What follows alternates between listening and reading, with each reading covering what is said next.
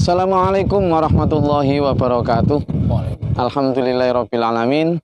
Wa bihi nasta'inu ala umuri dunya waddin. Wassalatu wassalamu ala asrafil anbiya'i wal mursalin sayyidina Muhammadin nabiyil ummi wa ala alihi washabihi ajma'in. Amma ba'd. Merdeka. Alhamdulillah kita bertemu kembali dalam kajian rutin kita tiap pekan Sabtu malam Ahad, dan kali ini seperti kita tahu bahwa kita memasuki bulan Agustus. Tanggal 14, artinya 3 hari lagi kita akan memperingati kemerdekaan Republik Indonesia yang ke-75. Dan bagus sekali kalau kita kemudian mengambil itu sebagai topik kajian kita pada malam hari ini, tentang kemerdekaan.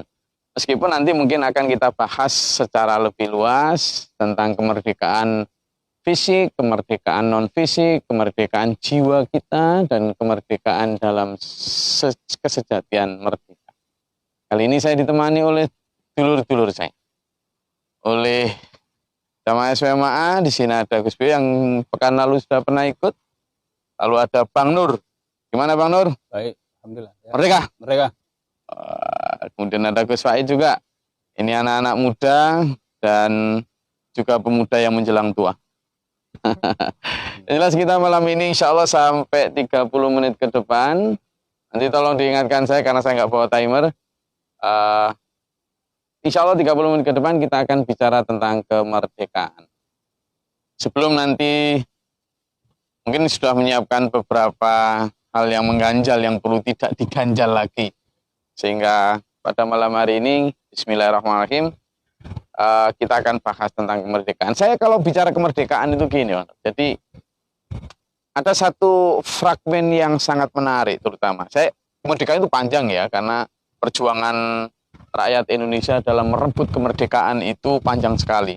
Ada yang mengatakan 300 tahun, ada yang mengatakan itu pokoknya ratusan tahun lah. Nah, begitu sampai tahun 45 ketika Soekarno-Hatta memproklamirkan kemerdekaan ini, justru di situ yang menurut saya letak titik krusial bangsa ini. Ketika sudah proklamasi, tapi orang masih gamang apakah merdeka atau tidak.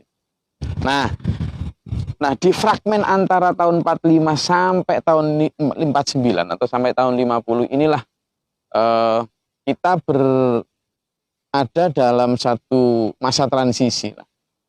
Nah, ada satu fragmen yang menurut saya menarik sekali, yakni apa yang kita lihat di diri dan keluarga Panglima Besar Sudirman. Buat saya beliau salah satu dari pejuang yang benar-benar tulus, tidak saja memperjuangkan rakyat ini, tetapi juga memperjuangkan dignity kita sebagai bangsa. Nah, pada saat tahun 49, seingat saya, nanti tolong dikoreksi kalau keliru, itu ketika Belanda mau melakukan agresi militer yang kedua, tahun 49 itu, waktu itu pemerintahan ada di Jogja. Nah, ya kalau salah pemerintah sedang pusatnya itu di sana.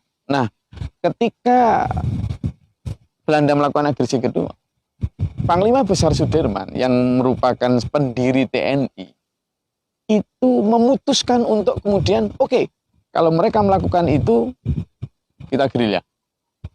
Nah, ada satu fragmen waktu itu kan Pak Sudirman didiagnosa memang sudah punya sakit yang luar biasa parah, sudah stadium sekian ya paru-paru beliau. Nah, dengan kondisi seperti itu, beliau tetap memutuskan untuk mau perang. Saya tetap akan perang. Ini tidak bisa hanya dengan, karena perundingan sudah gagal tuh, berkali-kali sudah gagal.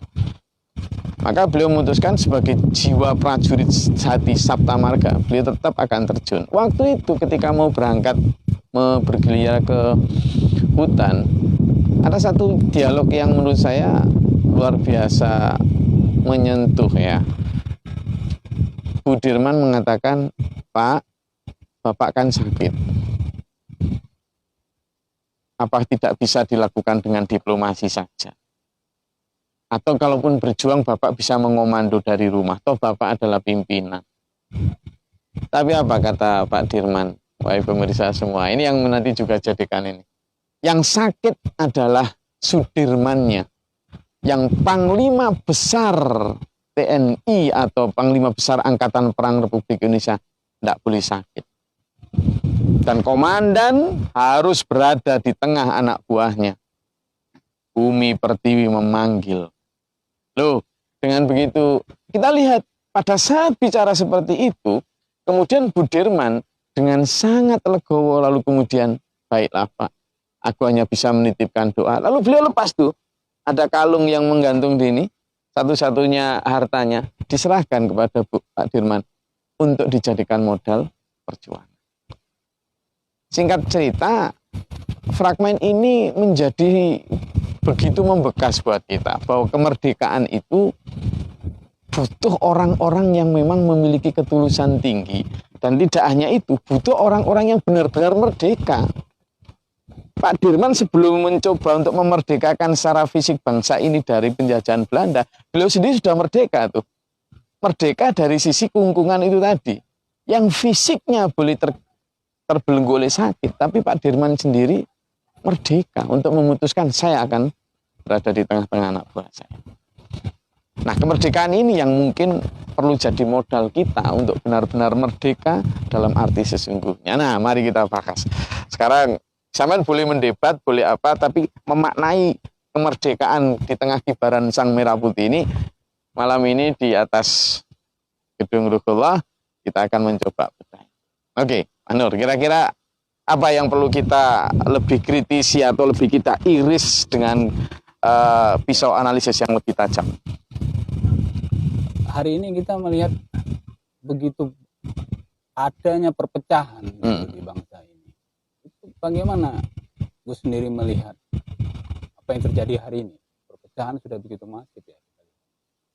Saya kurang jelas, mungkin suaranya agak keras. Perpecahan sudah kita rasakan hari ini. Ya. Bahkan sesama anak bangsa kita udah saling curiga, saling menuduh gitu. Ini bagaimana Gus melihat perpecahan yang ada, refleksi dari hasil dari perjuangan Pak Sudirman itu untuk mempersatukan bangsa ini? Jadi begini, Pak, ini langsung ya. Ini memang kemerdekaan Republik Indonesia dengan epik sejarah di Islam itu juga memang ada kaitannya. Sewaktu Nabi Muhammad SAW berhasil menaklukkan kota Mekah, artinya membebaskan kampung halamannya, Nabi Muhammad memang lahir di kota Mekah. Ketika berhasil membebaskan kota Mekah, lalu waktu beliau membersihkan Ka'bah dari benda-benda yang dijadikan orang-orang Mekah secara syirik itu, waktu itu ada setan yang menemui Rasulullah. Lalu setan ini mengatakan begini, "Hai Muhammad, saya memang kalah sekarang ini, kalah sama kamu dalam hal mengajak manusia untuk menyembah berhala dan patung dan sebagainya. Tetapi dua hal yang saya tidak mau kalah sama kamu," katanya. "Saya akan sampai kiamat menggoda dan menjajah umatmu dalam dua hal, yakni dalam hal hubbud dunya atau cinta dunia, kehidupan hedon, dan yang kedua perpecahan." Nah, terkait dengan itu, sebenarnya kemerdekaan ini itu diraih dari sebuah konsensus bersama.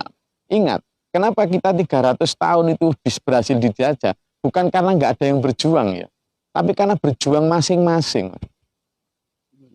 Berjuang tidak dalam satu komando. Berjuang tidak dalam satu rantai perjuangan yang sistematis. Tapi berjuang sendiri-sendiri. Maka kemudian Belanda dengan enak saja memecah belah itu dengan politik belah bambu istilahnya. Yang satu diinjek, yang satu diangkat. Ini kan sampai sekarang hal-hal semacam ini kan sering dipakai oleh banyak orang-orang yang punya kepentingan. Nah, kita sebenarnya sebagai bangsa Indonesia jangan mau diadu domba oleh hal-hal yang sifatnya hoax, oleh hal-hal yang sifatnya sara, oleh hal-hal yang sifatnya primordialisme. Ingat, konsensus bangsa ini sehingga melahirkan Pancasila. Konsensus bangsa ini sehingga melahirkan Negara Kesatuan Republik Indonesia. Dimulai dari tahun 28 ketika para pemuda dari Jong Celebes, dari Jong Java, mana Ambon, Jong ini bersatu. Kami, bangsa Indonesia, menyatakan dengan ini berbahasa bangsa satu, bangsa Indonesia, bahasa satu, bahasa Indonesia, apalagi bertanah air satu, tanah air Indonesia. Itu aja sudah loh. Anda dari mana aslinya? Medan. Horas bah. Horas. Nah, gitu kan. Tapi coba bayangkan, kalau seandainya saat itu kita masih kuat dengan ego masing-masing, ego sektoral kita, ego kesukuan kita, nggak ada bangsa Indonesia ini, nggak ada. Maka gimana sekarang? Terkait dengan itu tadi, kita sebagai umat Islam, topik minggu lalu, topik pekan lalu, adalah tentang itu, tentang persatuan juga tuh. Ini yang akan, dan memang penjajah dimanapun tidak mau gitu kita bersatu. Karena persatuan itulah modal utama kemajuan. Jadi kalau selama bangsa ini sejak tahun 45 sampai hari ini, kalau masih dipecah belah ini, sebenarnya kita belum merdeka. Dan kalau itu yang terjadi, maka kita akan dengan mudah dimanfaatkan oleh kepentingan-kepentingan. Oke, ya, gimana? Ya sudah. Sama ketika kemudian para jong tadi, utusan dari meminggirkan segala ego, menepikan segala kepentingan yang sifatnya primordial, bersatu untuk satu kepentingan bangsa ini. Bagaimana caranya itu? Ya itu tadi, kepentingan-kepentingan yang sifatnya partisan, kepentingan-kepentingan yang sifatnya hedonisme, itu harus Maka kembali kepada seperti peristiwa ketika di depan Ka'bah Rasulullah tadi. Dua hal ini, apa tadi? Hubudunnya hedonisme itu. Orang ketika masih cinta dunia, masih ini, ya susah. Setan sama penjajah Belanda itu jadi satu, guys. Itu loh. Kalau secara fisik kita dijajah oleh Belanda, tapi secara mental, secara spiritual kita ini dijajah setan gitu. Itu sekilas. Gimana? Lalu kalau refleksi kemerdekaan itu kan kita ini umat yang mengedepankan makna jihad untuk berjuang. Ya, betul. Karena kita mempunyai musuh yang sama, yaitu penjajah. Lalu bagaimana untuk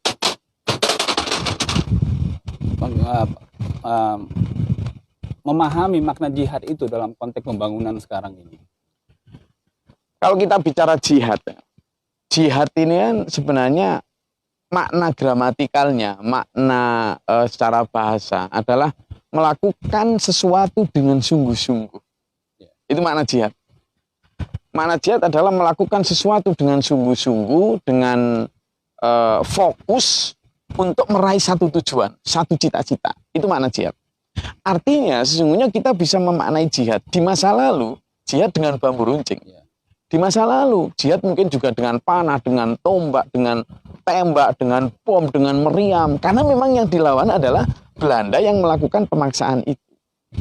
Sekarang ini ada dua jenis jihad ini. Ya, jihad secara lahir, fisik yang mau kita perjuangkan adalah kemakmuran rakyat Indonesia, kemerdekaan sejati. Yang kedua adalah kemerdekaan spiritual kita. Karena kita masih dijajah setan. Nah, kalau saya setuju akan kita coba bahas. Tapi nanti silakan kalau mau diinterupsi di tengah jalan. Jadi menurut saya pertama adalah kemerdekaan kita ini dari sisi bagaimana rakyat ini merdeka. Merdeka dari sisi kemakmuran mereka. Kita ini misalnya ada sebuah desa di Jawa Tengah itu. Sebuah desa di Jawa Tengah yang karena kontur topografi geografisnya itu sangat sulit.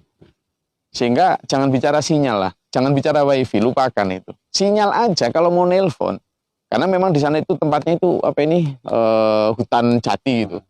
Jadi kalau mau nelpon dia harus naik pohon jati itu. Naik pohon jati. Loh, kita ini mau merdeka apa? Kalau di tengah kok di Jawa saja masih ada yang seperti ini. Dan kita bicara tentang misalnya sekarang lagi rame-ramenya sistem belajar daring. Belum bicara tentang beli pulsa ini. Baru bicara sinyal infrastruktur saja. Dan kalau kemudian Mas Nur misalnya sebagai pemangku kebijakan, lalu kemudian ngotot, ini sebentar toh. Kita ini belum. Nah, hal semacam ini yang kemudian kalau misalnya ada pesta makan di satu kota besar, sementara di misalnya di Kupa, di mana NTT pernah terjadi kelaparan yang sampai ini kan kita belum merdeka. Gitu. Nah, kemerdekaan ini yang harus kita perjuangkan. Berarti pemerataan seperti yang diamanatkan oleh sila kelima dari Pancasila, keadilan sosial bagi seluruh rakyat Indonesia. Dan ini yang kita perjuangkan.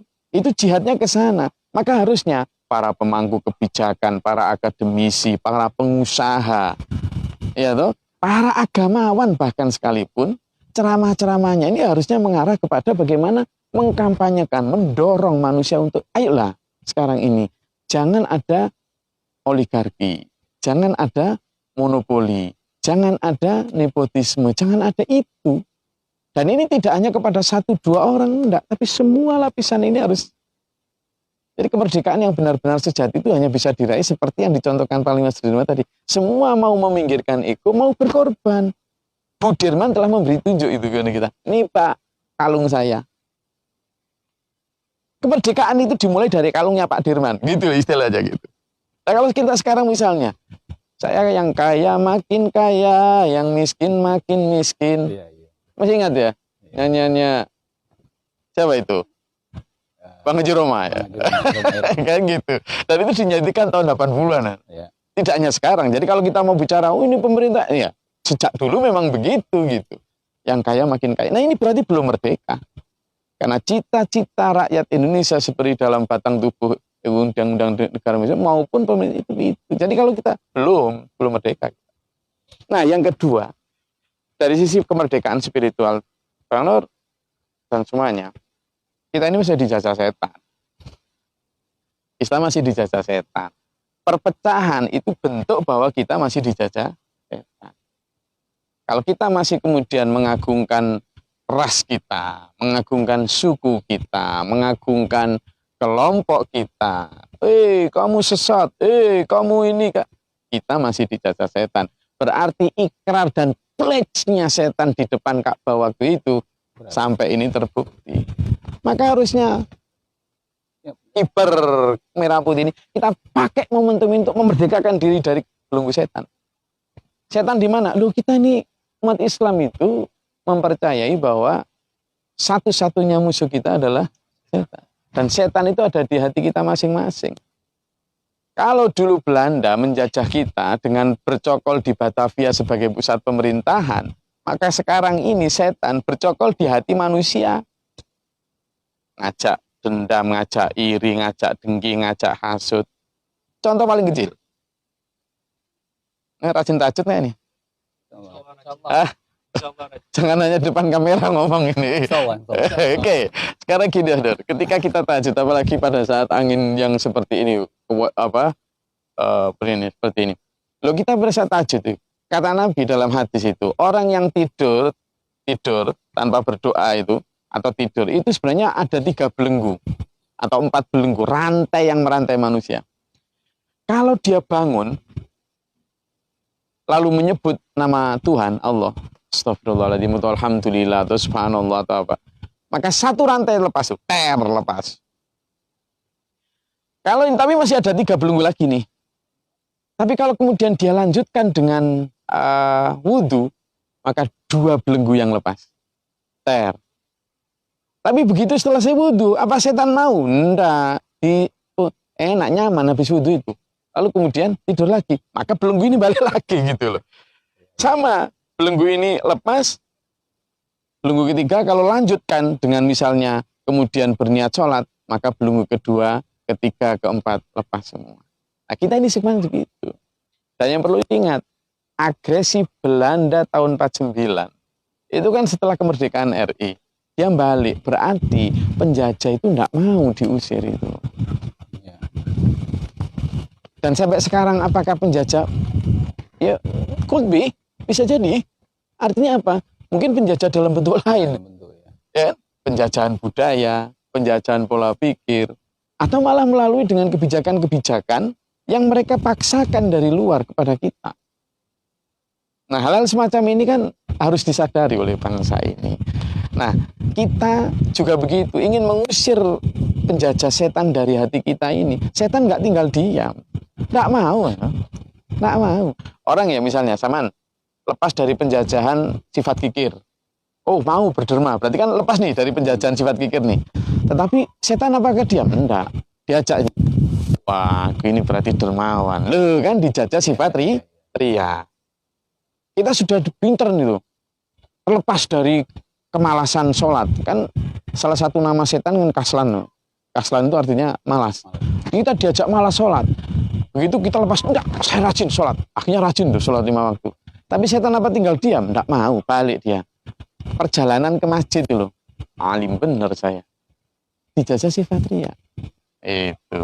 Jadi segala segitu. Oke, ini kok diam aja ini gimana ini? Ada yang mau ditanyakan? Silakan. Mungkin Gus Faid. Ya. Lalu dari sisi kemerdekaan, saya sebagai anak muda, apa yang harus dilakukan? Sebenarnya anak muda itu gini. Anak muda umur berapa? Ya 20. Sekarang masih kuliah? Ya. Semester berapa? Semester Nah, sekarang gini aja. Kemerdekaan buat anak muda adalah kemerdekaan menentukan standar keren. Standar keren. Kita ini Mas Nur, tapi yang dibilang Mas Nur tadi, kita ini masih dijajah secara budaya. Kenapa? Karena mindset kita disetir tuh. Ada baliho misalnya di pinggir jalan. You are what you drive. Di situ ada mobil keren tuh. Artinya kita disetir pikiran kita bahwa orang keren itu adalah dengan mobil seperti ini. Loh, kita kan disetir tuh bahwa standar keren. Nah, you sebagai anak muda, ya tuh, harus menentukan tuh standar keren. Misalnya potongan rambut, ya kan? sekarang saya mau tanya, potongan rambut yang keren gimana? Kalau biasanya itu moha atau apalah gitu. Sekarang orang keren itu pakai sarung atau pakai celana butut, belel, robek-robek gitu. Pakai yang butut yang. Siapa yang bilangin gitu? Biasanya lihat dari iklan. Itulah. Maka kamu harus punya standar sendiri. Baru hebat itu. Merdeka dalam agama adalah merdeka in free thinker. Jadi berpikir kita jangan mau disetir itu. Kita ini secara tidak langsung, Gus Faid, Gus Rio, kita ini disetir oleh produsen fashion, produsen food, produsen fun, ya kan? Untuk mengikuti mereka. Biar apa? Kita jadi budak-budaknya konsumerisme, hedonisme. Sehingga kita selamanya itu menjadi pasar mereka. Dan kemerdekaan ini juga persoalan keadaan ekonomi lah. Selama bangsa Indonesia ini dengan standar keren yang ditentukan mereka, kita akan selalu menjadi konsumen buat produk-produk mereka. Gimana bangsa ini merdeka? Anak-anak mudanya harus punya standar keren sendiri. Standar keren yang paling hebat adalah orang yang punya akhlakul karimah. Kalau sekarang misalnya kamu rajin ke masjid atau jadi orang yang berakhlak sopan santun, seolah-olah nggak keren. Karena sekarang yang sedang disetir itu seolah-olah yang namanya keren itu yang tanpa aturan, yang tanpa norma dan lain sebagainya. Rubah itu. Orang yang berani punya standar keren buat dirinya sendiri. Enggak, buat saya ini yang keren. So what?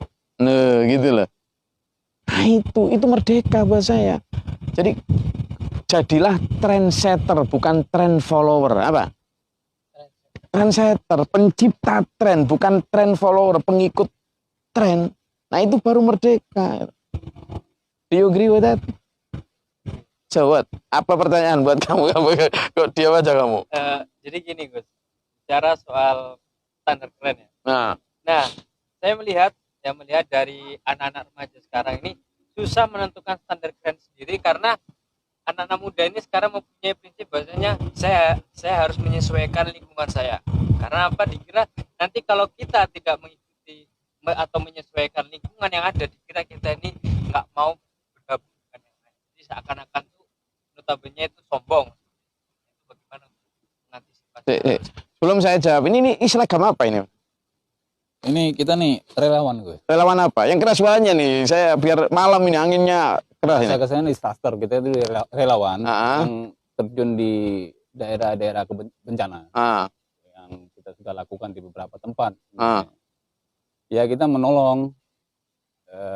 Sudah pernah aksi relawan di mana saja? Kita sudah melakukannya terdekat di Gunung Agung. Terus? Lalu berikutnya kita di Lombok, bahkan kita di Palu, bahkan Banten sudah kita. Palu pernah? Palu pernah. Kalau daerah Andalas sana, Sumatera pernah juga? Belum, kita belum. Kita berharap nggak tidak ada kebencanaan. Enggak, kan gitu tuh enggak bencana, bakti sosial atau apa.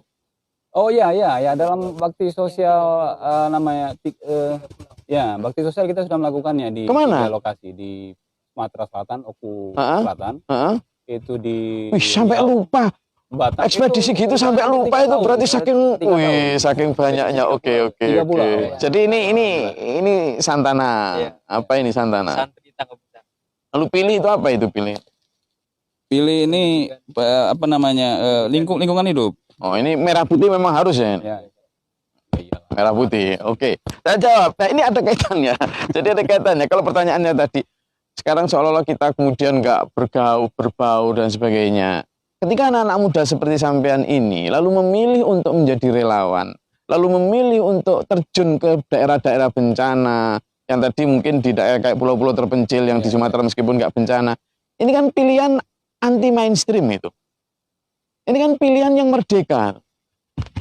Sampean semua tidak terkungkung oleh satu mindset yang bahwa sekarang anak-anak keren itu adalah anak-anak gaul, anak-anak kungko, anak-anak yang di kafe, anak-anak yang game, anak-anak kan enggak. Ya. Tapi sama memilih untuk orang-orang yang terjun di saat ada bencana, memilih kepada nah ini yang saya maksud dengan trendsetter tadi.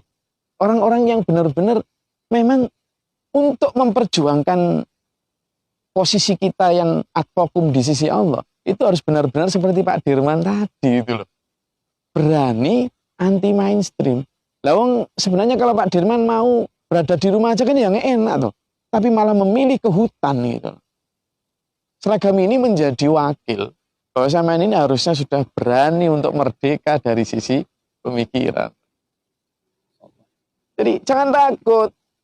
Malah justru kalau ada orang semacam itu, ajak mereka untuk menjadi bagian dari kita. Karena inilah tren yang sesungguhnya untuk memerdekakan bangsa ini. Di saat semua orang hidup kehidupan dengan pamer kemewahan, pamer mobil dan sebagainya, sampean justru beda, mau masuk ke dalam itu. Nah, sekali lagi kembali ke topik kita, kemerdekaan sejati kita itu harus dimulai dari kemerdekaan spiritual. Ingin Indonesia merdeka sejati, maka mulailah dari kemerdekaan spiritual. Dan kemerdekaan spiritual itu adalah ketika kita merdeka dari penjajahan setan. Setan sekali lagi seperti beberapa topik lalu, jangan dianggap sebagai barang kayak hantu, bukan itu. Setan adalah satu makhluk yang memang oleh Tuhan dijadikan sparring partner kita, partner dalam tanda kutip, bukan sparring partner ya lawan kita, tandem lawan kita memang di dunia untuk mengasah, menguji kita. Layak nggak kita itu kemudian untuk mendapatkan status sebagai the champ? Karena hanya the champ atau sang juara yang berhak mendapatkan tiket untuk mengantongi KTP surga, KTP awal kita. Karena kita ini penduduk surga. Dan ingat, surga itulah sebenarnya simbol dari kemerdekaan sejati. Kenapa? Karena surga kan kita tidak lagi harus apa-apa. Kita tidak punya aturan apapun. Kita boleh apapun. Kita boleh bungin apapun. Tidak ada aturan apapun. Kemerdekaan surga inilah yang sedang kita, bukan kok kemudian kita gandrung sama surganya, tapi simbol gini. Ya, simbol dari kemerdekaan. Kalau kita di dunia tidak akan ada merdekanya. Ini secara spiritual ya. Sekaya apapun sampean tetap dibatasi oleh peraturan. Apapun sampean tetap dibatasi oleh Tuhan. Sekuasa apapun sampean tetap dibatasi oleh kuasa orang lain juga.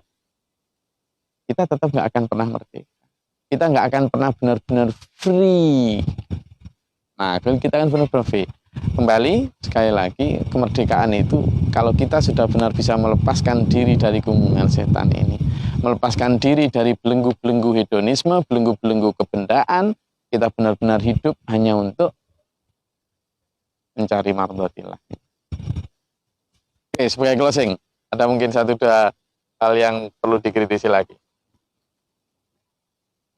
Ya, berarti kampanye kita ini sekarang bagaimana kita harus mengenal atau mengetahui setan adalah musuh gaib kita gitu Iya. di dunia ini. Jadi kampanye kita itu tuh terus menerus ya, Betul, sampai nanti kita menemukan kemerdekaan sejati. Itu. sejati yang Dan itu nyambung loh Mas Nur. Jadi meskipun kita bicara tentang melatih diri mengetahui musuh gaib setan kita itu penjajah yang kita itu nanti nyambung pada kemerdekaan, kemakmuran. Kenapa? Karena ketika kita nanti sudah benar-benar merdeka dari penjajahan setan, di mana setan inilah yang ngajak kita untuk monopoli, oligarki, Iya, iya. untuk kemudian melakukan korupsi. Siapa yang ngajak ini? Setan.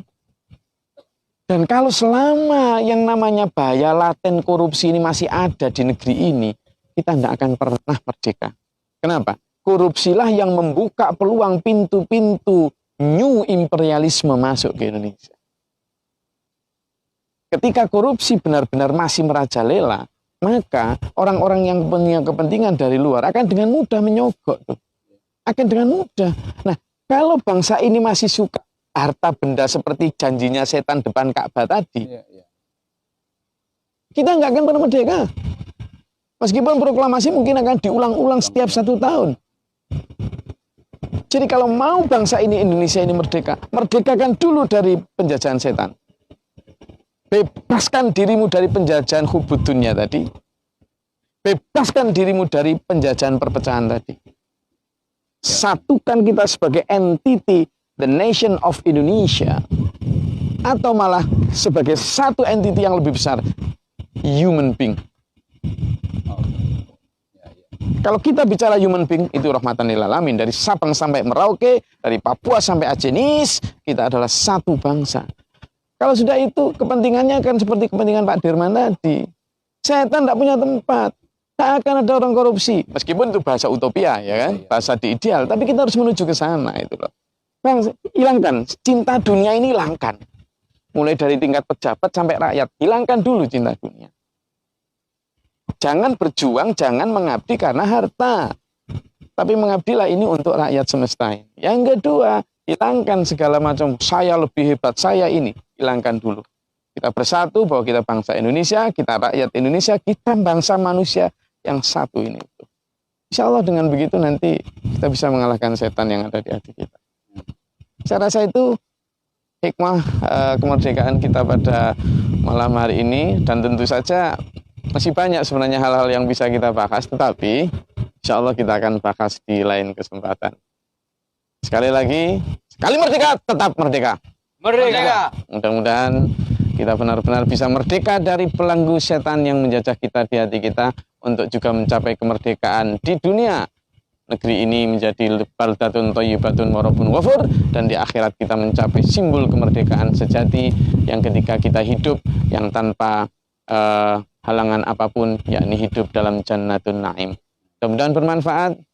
Salam dari kami dari Denpasar untuk seluruh dulur-dulur dimanapun dari Sabang sampai Merauke yang mendengarkan siaran dan melihat siaran ini. Bagi dulur-dulur yang tidak sempat untuk melihat siaran ini, insya Allah bisa di-download juga di channel YouTube kami di Glory Mohtar. Silahkan, mudah-mudahan bermanfaat untuk semuanya, menyatukan bangsa ini dalam kemerdekaan sejati yang diridhai oleh Allah SWT. Bila taufiq wal hidayah, wassalamualaikum warahmatullahi wabarakatuh. Merdeka! Salam. Merdeka.